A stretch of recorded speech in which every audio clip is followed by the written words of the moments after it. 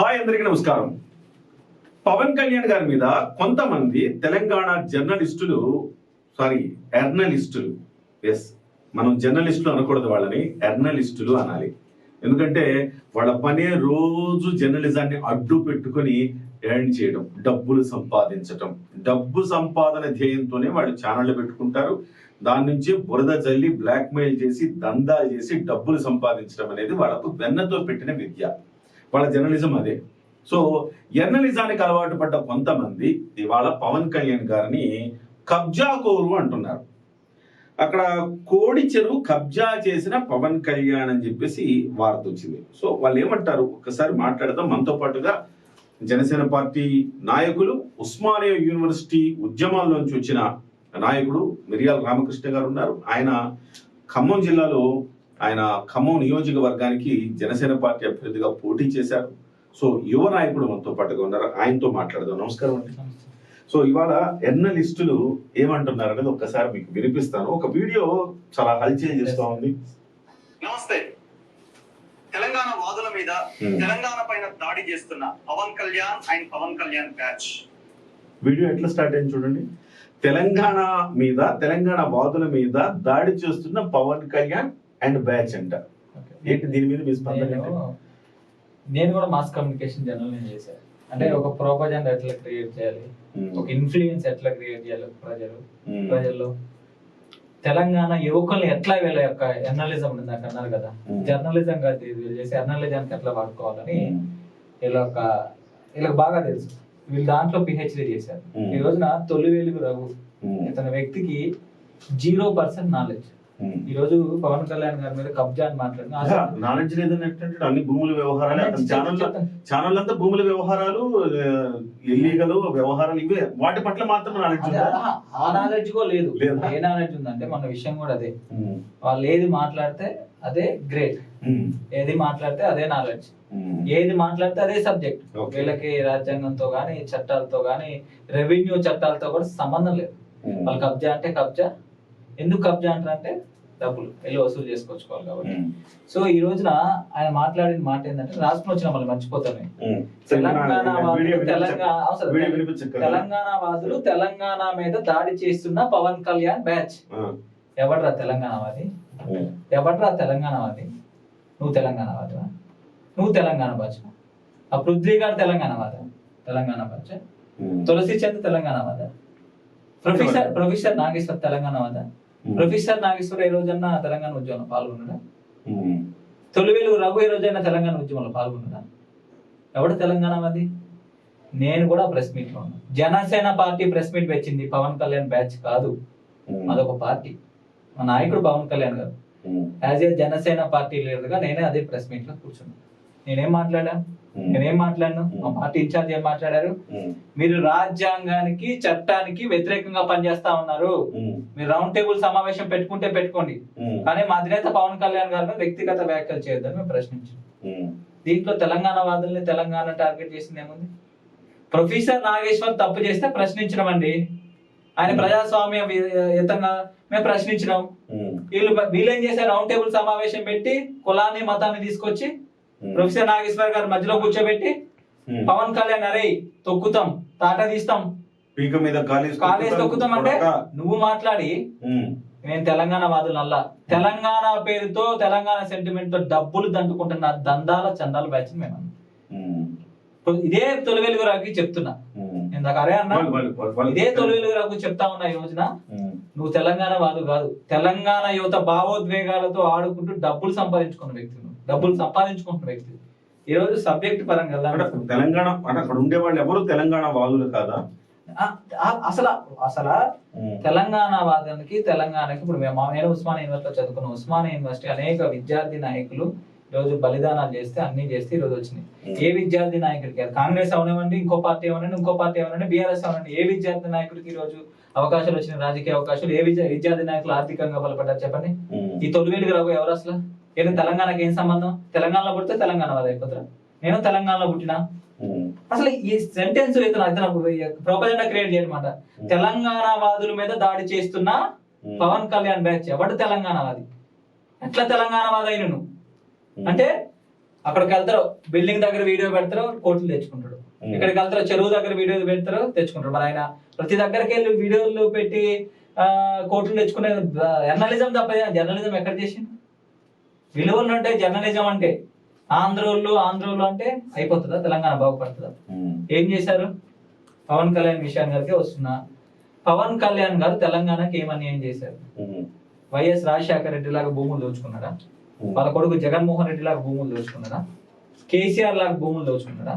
ఇప్పుడు మీరు గద్దెనెక్కించిన రేవంత్ రెడ్డి లాగా భూములు దోచుకున్నా? మీ కేసీఆర్ మోచేతి నీళ్లు తాగడానికి మీరు రెడీ. అనిరుద్ రెడ్డి ఎవరైతే జగన్ బినామీ ఉండో అతని మోచేతి నీళ్ళు కూడా మీరు తాగుతారు. రేవంత్ రెడ్డి మోచేతి నీళ్ళు కూడా తాగుతారు.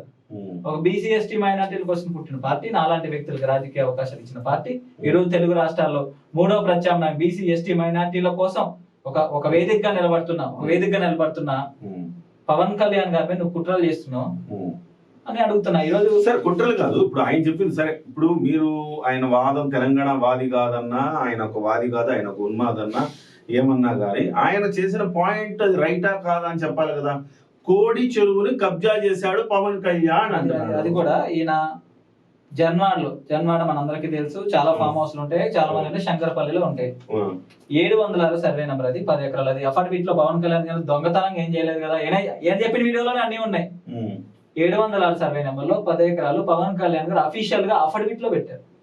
అఫిడవిట్ లో పెట్టాడంటే అంత జెన్యూన్ అయితేనే అయితే పెడతారు కదా. దీనికి సంబంధించి ఎలిగేషన్ చేసిండు, అది పవన్ కళ్యాణ్ గారు కబ్జా చేసిండు.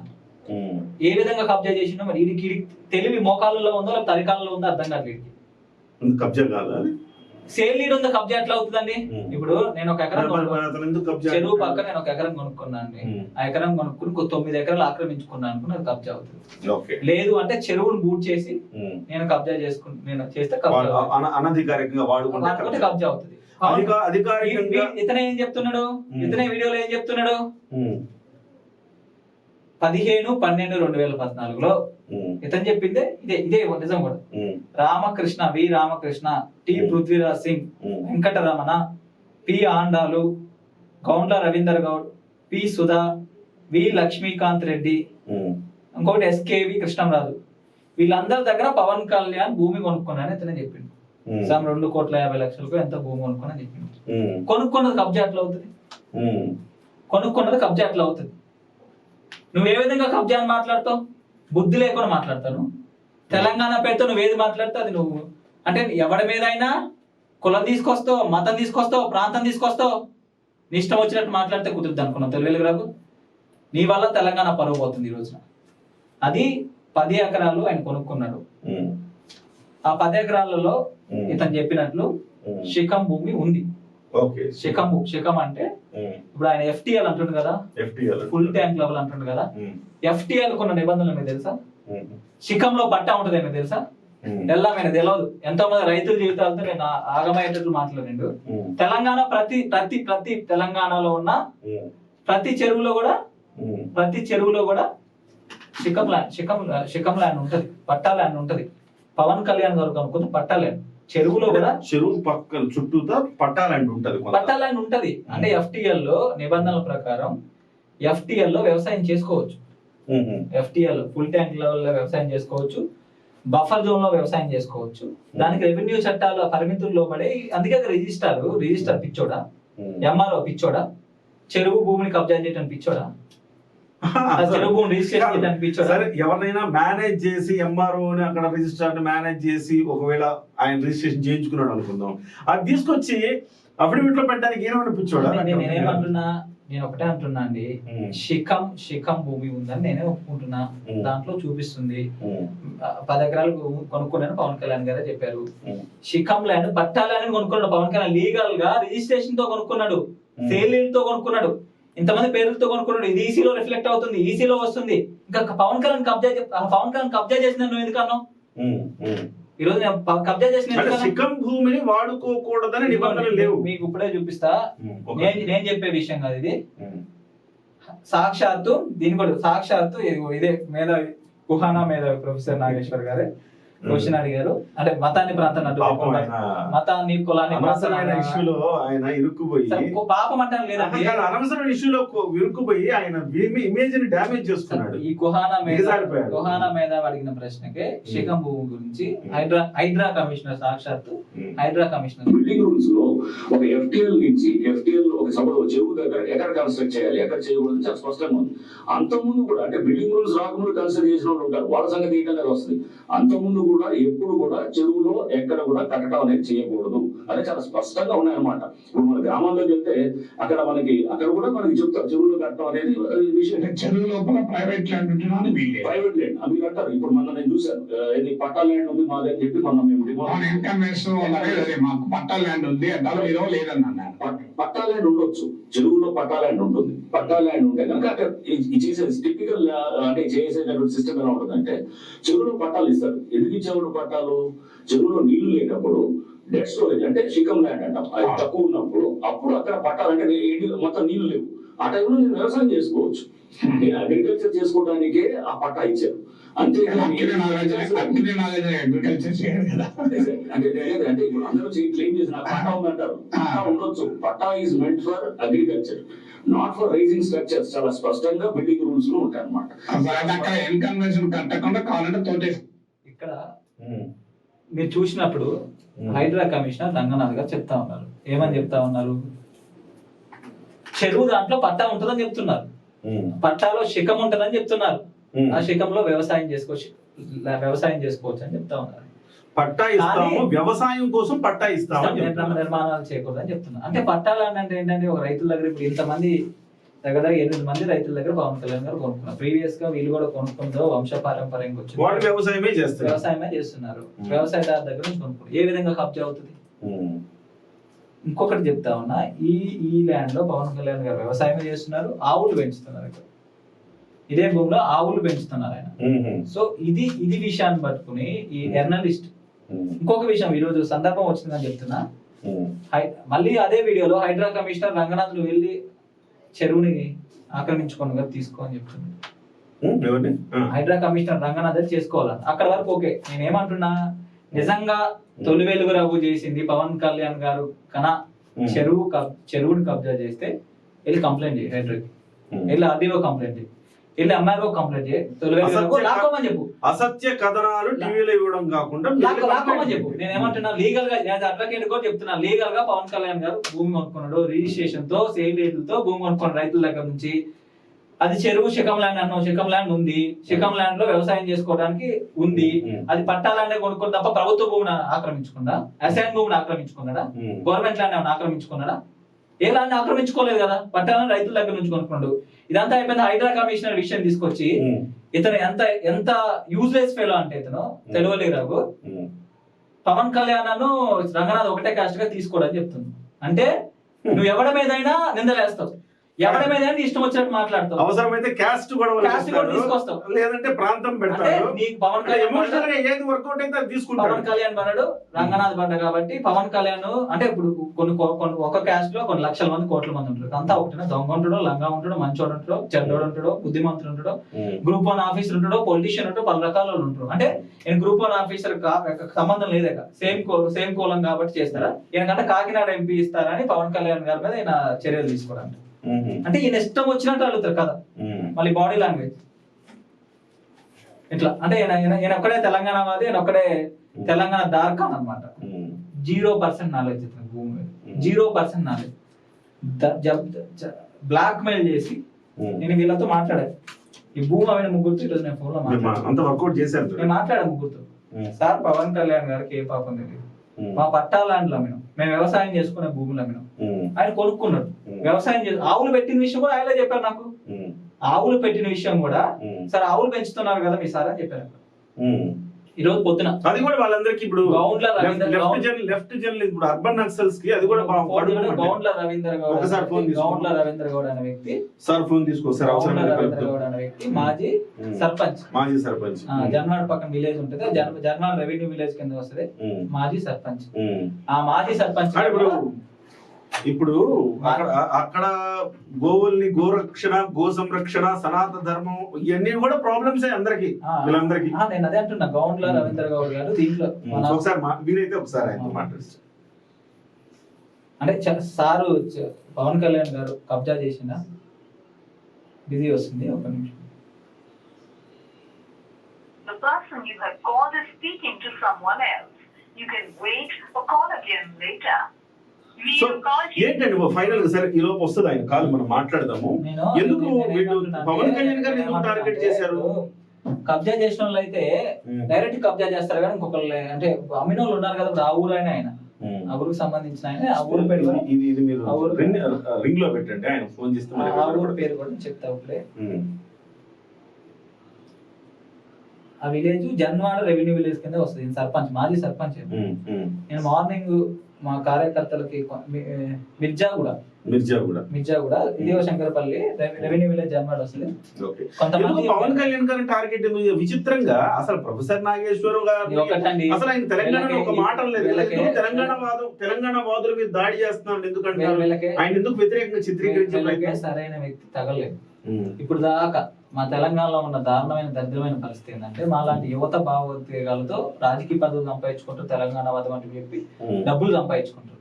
ఈ బ్యాచ్ దండుపాలెం వచ్చింది. రవీంద్ర గౌడ్ గారు ఫోన్ చేస్తున్నారు. రవీంద్ర గౌడ్ గారు, నేను మీడియా ఛానల్లో ఉన్నా. హలో హలో రవీంద్ర గౌడ్ గారు, నేను మీడియా ఛానల్లో ఉన్నా. నేను పొద్దున్న ఫోన్ చేశా కదా, అదే నేను మీడియా ఛానల్లో ఉన్నా. ఇదే తొలివెలుగు రఘు ఛానల్లో పవన్ కళ్యాణ్ గారు కోడి చెరువుని కబ్జా చేశారని వస్తున్నారు కదండి. దాని మీద మీరు కూడా ఈ భూమిని పవన్ కళ్యాణ్ గారు అమ్మిన దాంట్లో మీరు కూడా ఉన్నారు. సో ఇది ఎంతవరకు వాస్తవం అండి? కోడి చెరువుని పవన్ కళ్యాణ్ గారు కబ్జా చేశారని ఎంతవరకు వాస్తవం అండి? కబ్జా చేసింది ఏం లేదు కానీ పట్టదారు అమ్మిండు, ఆయన కొన్నాడు. ఓకే. ఆ చెరువుని కూడా ఏం డ్యామేజ్ చేయలేదు. ఓకే. ఎలా ఉందో అలాగే ఉంది. ఇప్పుడు మీ 8 మందిని అమ్మిన వాళ్ళలో మీరు కూడా ఉన్నారు కదా, గవర్నర్ రవీంద్ర గౌడ్ గారు. ఈసీలో రిఫ్లెక్ట్ అవుతుంది. అంటే ఇప్పుడు అప్పుడు తొలివెలుగు రఘు గారు చెప్పినట్టు దీంట్లో ఏమైనా పవన్ కళ్యాణ్ గారు చెరువుని కబ్జా చేసి ఆయన ఏమైనా ఉంటున్నారా? ఆ చెరువును స్పెషల్ గా కబ్జా చేసింది ఏం లేదు, యాజ్ ఇట్ ఈస్ అట్లనే ఉంది అది. ఓకే. ఆనాటి చెట్లు ఉందో అట్లనే ఉంది, కాకపోతే 2 ఎకరాలలో వాటర్ ఉంటది. ఓకే. ఆ వాటర్ అట్లాగే ఉన్నది. ఈయన ఆవులు ఏదో పెంచుతున్నట్టు కదా. అవును అవును. అదే ఇక అదే ఆవులు పెంచుతున్న విషయం మాకు తెలియదు. మీరే అంటే మీ విలేజ్ కాబట్టి మీకు ఐడియా ఉంటుంది అట్లా. అదే అది యాజ్ ఇట్ ఈస్ ఎలా ఉందో అలాగనే ఉంది. మీరు మాజీ సర్పంచ్ కదండి? అవును. ఏ విలేజ్ కండి అది? జన్వాడలో మాది ఒక 50% ఏరియా రెవెన్యూ జన్వాడనే. ఓకే అండి. మిర్జాగూడ, ఇంద్రారెడ్డి నగర్, మియాకంపేట. వాళ్ళ పట్టాలు ఉన్నాయంటే వాళ్ళు కబ్జాదారులు అవుతారు. ఇప్పుడు వి రామకృష్ణ గారు, టి పృథ్వీరాజ్ సింగ్ గారు, వెంకటరమణ గారు, పి ఆండాల్ గారు, గౌండ్ల రవీంద్ర గౌడ్ గారు, సుధా గారు, వి లక్ష్మీనాథ్ రెడ్డి గారు, వీళ్ళంతా కలిసి పవన్ కళ్యాణ్ గారు అమ్మారు ఈ ల్యాండ్. అంతే అంతే. మేము వేరే వాళ్ళతో కొన్నాము. ఓకే. మేము కొని ఈయనకు అమ్మినాం. అంతే తప్ప పవన్ కళ్యాణ్ గారు అక్కడికి వచ్చి మట్టి పోసి చెరువుని పూడ్చి ఏమి కబ్జా చేయాలి? పూడ్చలే అలాగే ఉంది, ఎలా ఉందో అలాగే ఉంది. ఓకే అండి, థ్యాంక్ యూ. అది ఏం లేదండి, ఇది ఏంటంటే తొలివెలుగు రఘు అనే వ్యక్తి పవన్ కళ్యాణ్ గారు సార్ ఇక మనము అది అందరికీ తెలిసిన విషయాలే. అదే అండి, అదే తెలియదు కానీ ఆయన అయితే స్పెషల్ గా అక్కడ యాక్టివిటీస్ చేయలేదు. Okay okay.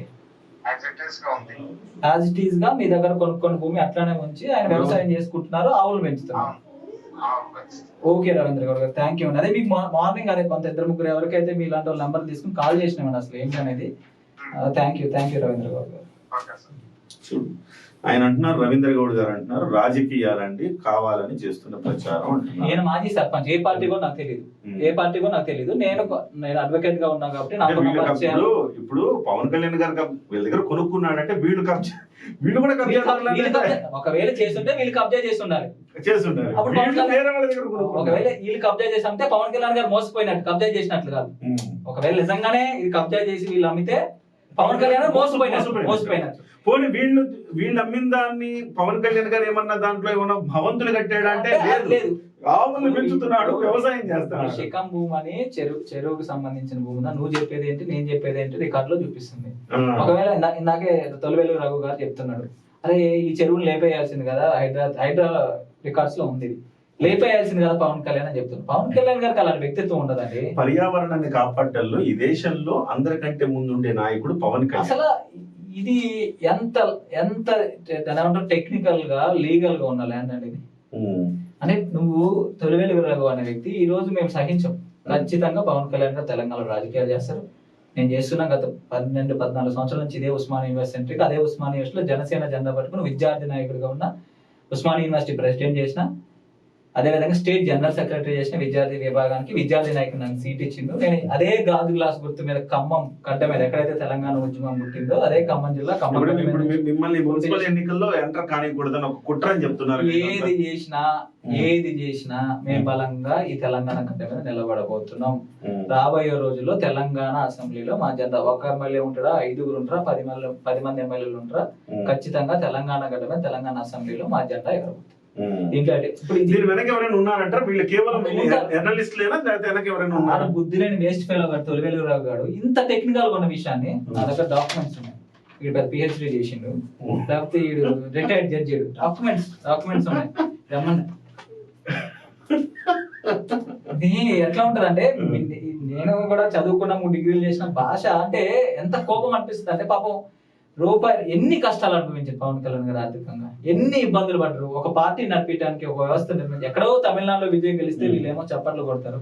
పక్కనున్న పక్క రాష్ట్రంలో ఒక సామాన్యుడు రాజకీయాల్లోకి వచ్చి, 3వ ప్రత్యామ్నాయ రాజకీయాల్లోకి వచ్చి అనేక ఇబ్బందులు ఎదుర్కొని, అనేక ఆర్థిక ఇబ్బందులు ఎదుర్కొని, ఈ రోజు ఒక రాజ్యాధికారాన్ని 3వ ప్రత్యామ్నాయానికి పార్ట్ ఆఫ్ ఇట్ చేసి తెలంగాణలో కూడా అలాంటి యువకులకి విద్యార్థి నాయకులకు అవకాశాలు కల్పిస్తుంటే, వీళ్ళు ఇట్లా చేస్తే ఆయన మీద ఏ రోజున అవినీతి మచ్చ ఉందని, ఏ రోజు ఇన్ని సంవత్సరాలు ఆయన దగ్గర 50 సంవత్సరాలు వచ్చినాయి, ఒక్క రోజున నాకు అవినీతి మచ్చ ఉందని.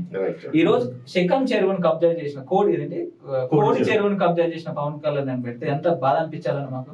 ఇప్పుడు ఆయనతో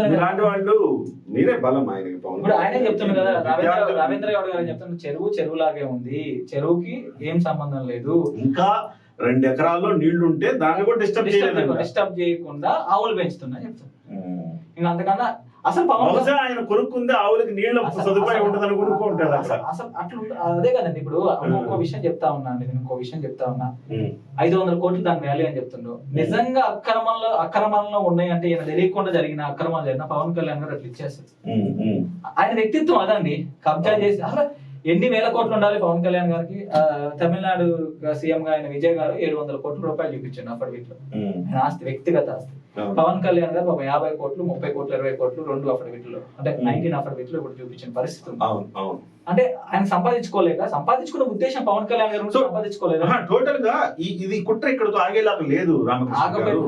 సో ఇవాళ నిన్న మీరు ప్రెస్ మీట్ పెట్టిన తర్వాత, అంతకుముందు వాళ్ళు ప్రెస్ మీట్ పెట్టిన తర్వాత మళ్ళీ మీరు ప్రెస్ మీట్ పెట్టారు. మీరు ప్రెస్ మీట్ పెట్టిన తర్వాత ఇది తెలంగాణ మీద దాడిగా వర్ణిస్తూ కొంతమందిని తీసుకెళ్లిపోయి వాళ్ళతోటి కావాలని ఆయన ఫోటో మీద చెప్పులతో కొట్టించి వికృత ఆనందం పొందారు.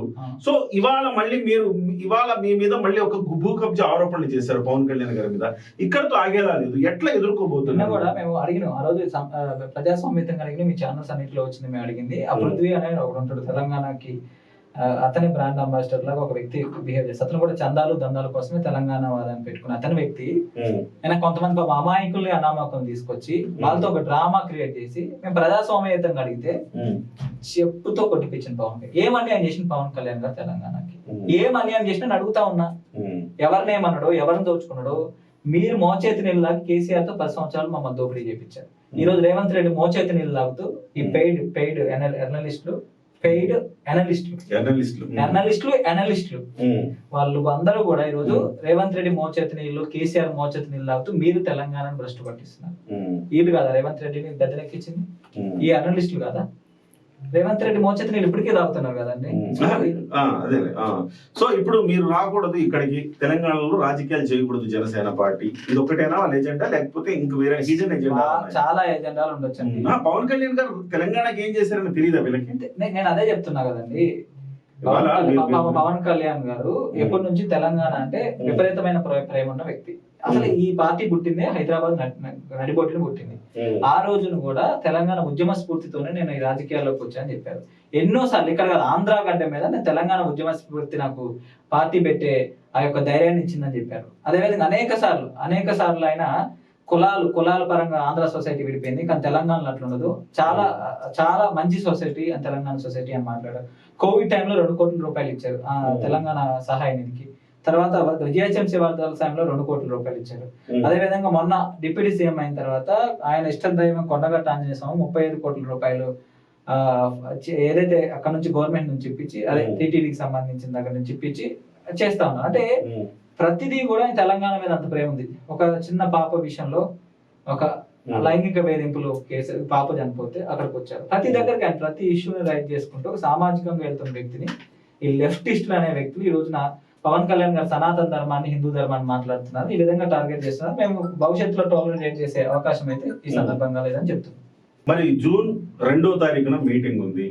సో ఇంత ప్రతిఘటన ఎదుర్కొంటున్న నేపథ్యంలో ఈసారి జూన్ 2 అంటే గతంలో మీరు ఎప్పుడు లేని విధంగా జూన్ 2కు ప్రిపేర్ అవుతున్నారు. ఇంతకుముందు ఎక్కడ లేదు. తెలంగాణ ఆవిర్భావ దినోత్సవానికి పెద్ద ఎత్తున సభా నిర్వహణ చేయాలనుకుంటున్నట్టుగా ఉన్నారు. పవన్ కళ్యాణ్ గారు కూడా వస్తారని ఒక ప్రచారం నడుస్తోంది.